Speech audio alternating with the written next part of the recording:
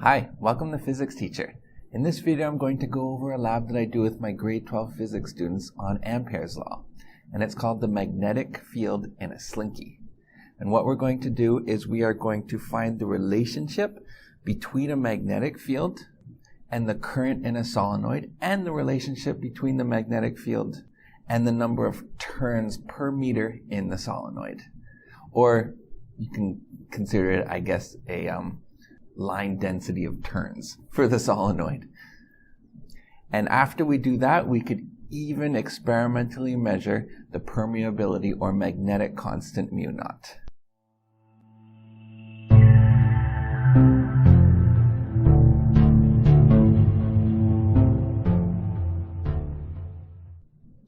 So let's go over the equipment that we have.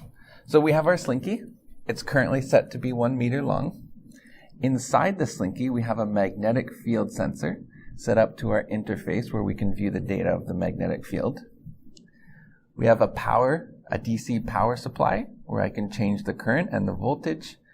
And then we have set up to it an ammeter and a voltmeter so that we can actually measure those currents and voltages. We don't really need to know the voltage for this lab, but it's there if you're curious. Now in the first part of the lab, we're going to keep the slinky at 1 meter, and we're going to increase the amount of amps going through it to see how that changes the magnetic field. And for the second part of the lab, we're going to keep the amps or the current at exactly or as close as we can to 1 amp, and we're going to change the length of the slinky, hence changing the line density of loops of the solenoid per meter. All right, so part 1 of the experiment is to change the current to see how that affects magnetic field. So currently I have no current running through, so we're at 0 amps. I haven't turned on the DC power supply. Now we are reading a magnetic field. That can be due to a couple things. Could be due to the Earth's magnetic field, and also the slinky itself is made out of an iron alloy, and so it can have a slight magnetic field as well. So what we're going to do is we're going to zero our sensors to do our best to get rid of those external magnetic fields. All right, so that's as zero as we're going to get it. So you can record what that magnetic field is now for 0 amps. Now I'm going to slowly increase so that we have half an amp.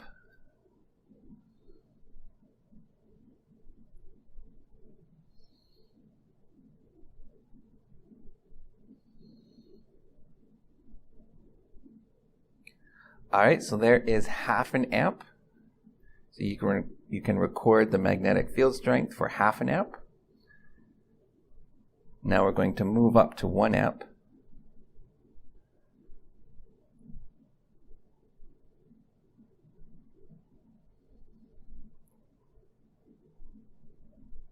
And there we are at 1 amp. So you can record the magnetic field strength for 1 amp.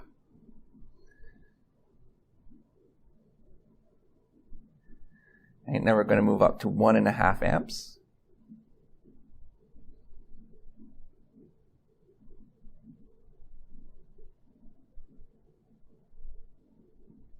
All right, there we are. So you can record the magnetic field strength for 1.5 amps.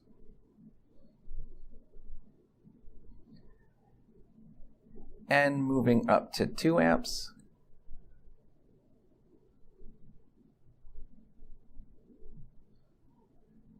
And you can record the magnetic field strength for 2 amps.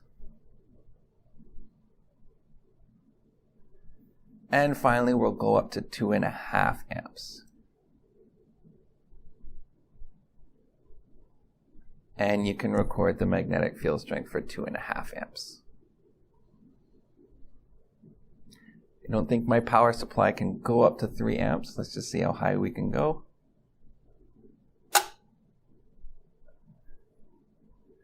Nope, the fuse blew.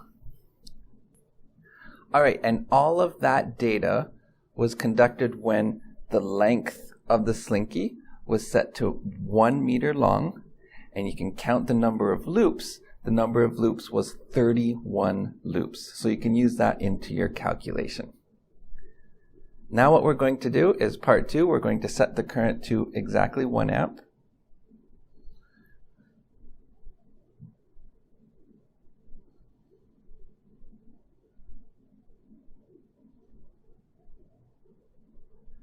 And you can record your magnetic field strength at 1 amp when we have a length of 1 meter with 31 loops. Now the number of loops is going to stay the same at 31. That's where I have my alligator clips attached to. But for the second part of the lab, we are going to change the length of the Slinky. So I'm going to reset this back to 0 amps. And we're going to move the Slinky to half a meter. All right, so we're at about half a meter there. Now for this part of the lab, we're going to have to zero the magnetic field sensor every single time because like I said, the Slinky is composed of an iron alloy, so it has a magnetic field in itself. So every time I change the length of the Slinky, I'm changing what that external magnetic field reading would be. So let's reset this to 0 while our amps are currently at 0. And now I will increase the amp to 1 amp so we can see what the magnetic field strength will be when the Slinky is half a meter long with 31 loops.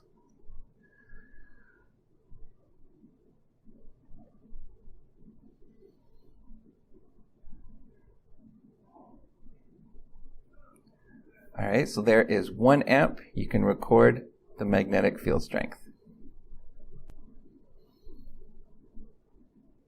So now I'll turn off the power supply. And we will change the length of our Slinky. Since we've already recorded 1 meter, we'll change it to 1.5 meters long. All right, so I've changed the length of the Slinky to 1.5 meters long, where we have, again, 31 loops. That won't change. And we're going to re-zero our sensor. And now we'll increase the amps to 1 amp.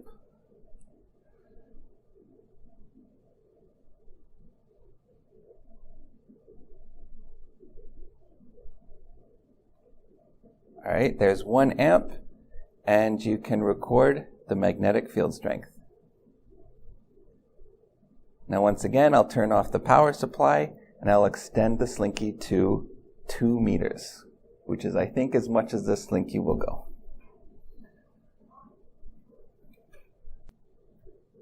All right, so I have the Slinky at 2 meters with 31 loops.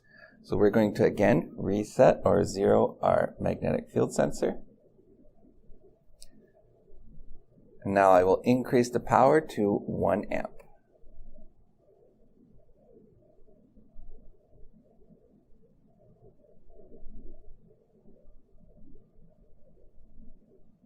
And there we have 1 amp. So you can record your magnetic field strength.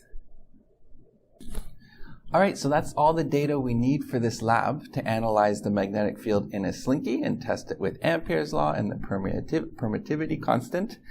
If you want to do the analysis and answer the questions, the experiment can be downloaded for free. The handout that I give my students for free in the description below. And make sure you subscribe so you don't miss any more experiments.